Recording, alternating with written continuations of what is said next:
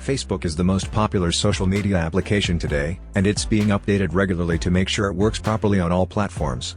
However, it seems like some iPhone users have encountered issues shortly after the iOS 13.7 update. In this video, I will be showing you what to do if Facebook keeps crashing on your iPhone after iOS 13.7.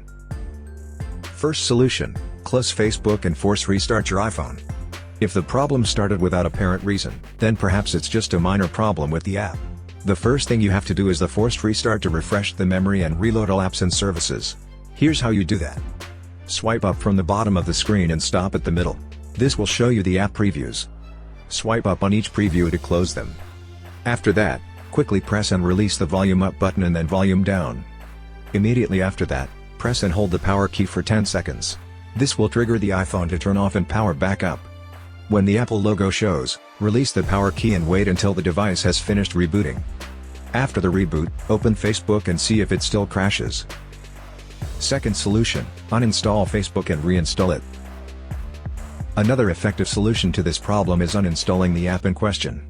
Doing so will remove all its associations with the firmware and other apps. After that, reinstall the app to make sure you have the latest version. Here's how you do those things. Go to the screen where the Facebook icon is located. Tap and hold on its icon until options show. Tap Remove App. Touch Delete App to uninstall it. Tap Delete to confirm the deletion of the app. Once the app is successfully uninstalled, launch the App Store. Search for Facebook, and then tap the install icon. Wait for the app to be successfully installed on your iPhone. When the installation is finished, tap Open to launch it. Most of the time, these are the only things you need to do to fix an app that keeps on crashing. However, if for some reason the problem continues, then you have to do the next solution. Third solution: factory reset your iPhone.